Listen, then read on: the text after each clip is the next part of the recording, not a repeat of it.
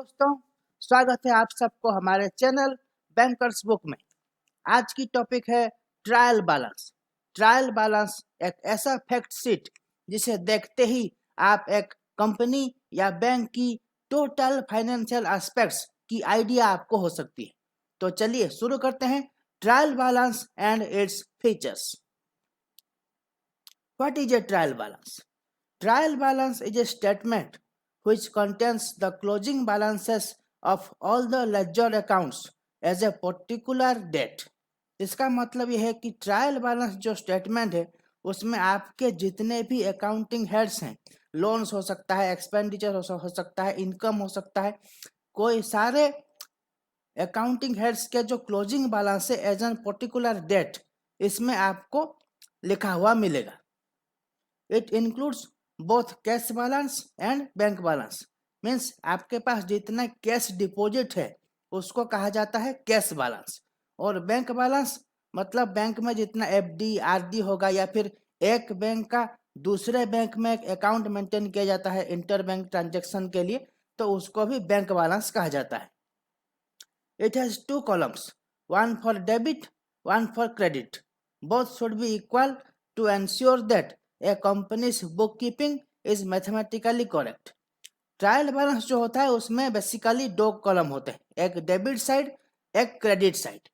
तो दोनों कॉलम्स के जो सम है, जो फाइनल वैल्यूज हैं, both should be equal.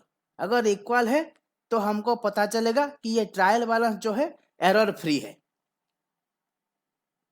The debits and credits include all business transactions for a company over a certain period, including assets, expenses, liability and revenues.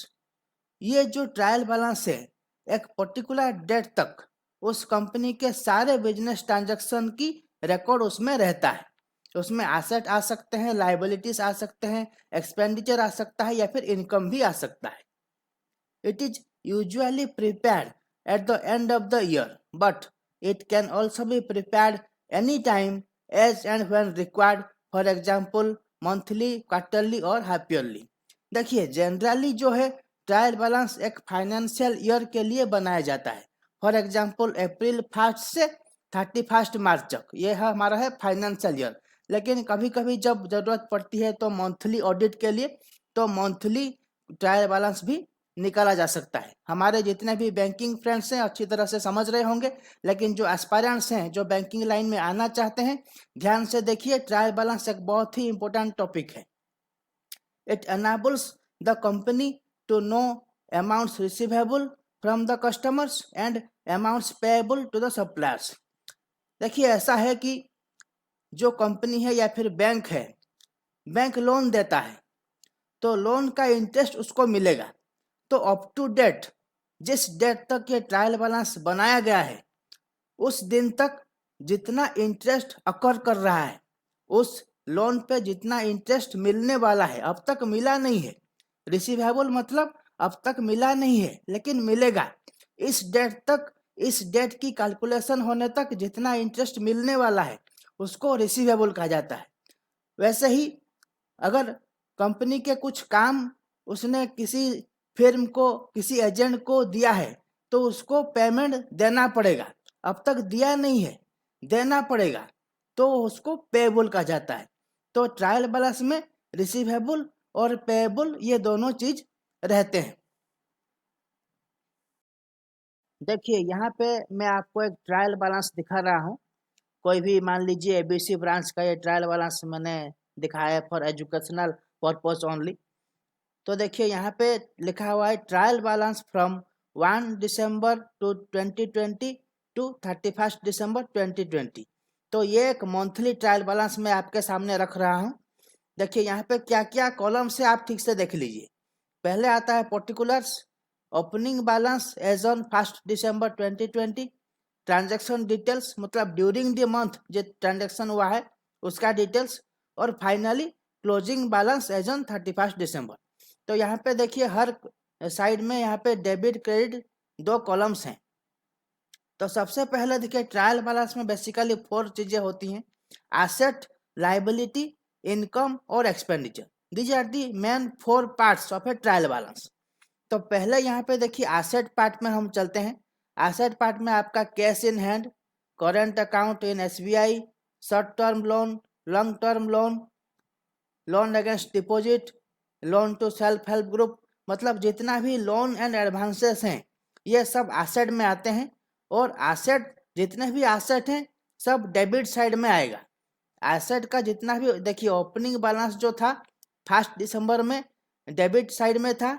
During the month जितना payment और receipt हुआ, मतलब payment मतलब debit, receipt मतलब credit. So this is the opening balance. Opening balance plus debit minus credit equal to closing balance. आप calculation करके देख सकते हैं, लेकिन ये फॉर्मूला है, मैं आपको बता देता हूँ। और एसेट का जितना भी क्लोजिंग बैलेंस है देखिए सब डेबिट साइड में ही रहेगा। याद कर लीजिए एसेट हमेशा डेबिट साइड में रहेगा। नेक्स्ट पार्ट हम चलते हैं एक्सपेंडिचर। कंपनी का जितना एक्सपेंडिचर हुआ है दिसंबर मंथ में, interest paid on fixed deposit, interest paid on recurring deposit, interest paid on saving deposit, house rent, postage, telephone charges, vehicle expenses, जितना भी ये एक्सपेंडिचर है ये एक्सपेंडिचर भी आपका आ जाएगा डेबिट साइड में। Opening balance during the month जितना भी कुछ ट्रांजैक्शन हुआ है और उसका क्लोजिंग बैलेंस जो कि डेबिट साइड में है एक्सपेंडिचर का। अब आता है इनकम, थर्ड पार्ट। इनकम मतलब बैंक जो लोन दे रखा है उस पर इस महीने में उसको कितने इंटरेस्ट उसको मिला है। और इनकम देखिए हमेशा क्रेडिट साइड में रहेगा। ओपनिंग बैलेंस इतना था, ड्यूरिंग द मंथ उसको इतना कलेक्शन, लोन कलेक्शन इतना हुआ, इसलिए रिसीट में है मतलब क्रेडिट। तो फाइनल क्लोजिंग बैलेंस भी आपका क्रेडिट साइड में है।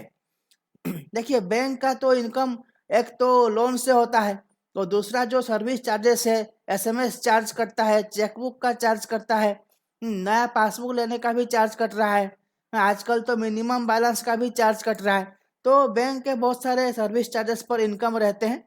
और इनकम हमेशा याद रखिए, इनकम जो है क्रेडिट साइड में आपका रहेगा। और फाइनल पार्ट जो है आपका लायबिलिटी। लायबिलिटी में क्या है कि बैंक में डिपॉजिट जितना है उसको डिमांड डिपॉजिट कहा जाता है, क्योंकि ऑन डिमांड हमें उसको कस्टमर को लौटाना पड़ता है।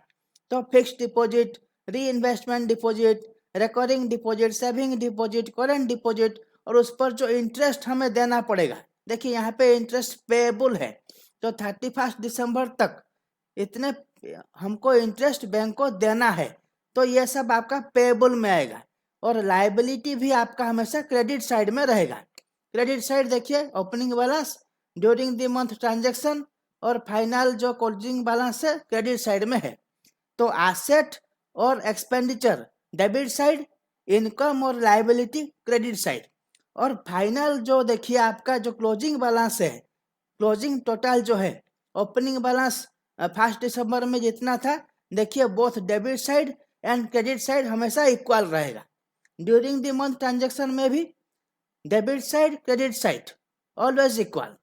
क्लोजिंग बैलेंस में भी देखिए डेबिट्स का टोटल, क्रेडिट का टोटल ऑलवेज इक्वल। सो हम कह सकते हैं कि this trial balance is set to be error free. Okay दोस्तों, इस चैनल में आपको मिलेगी बैंकिंग के बारे में हर छोटी से बड़ी जानकारी। तो वीडियोस देखते रहिए, लाइक करते रहिए, शेयर करते रहिए, और हमारे चैनल को सब्सक्राइब करना बिल्कुल भी मत भूलिए।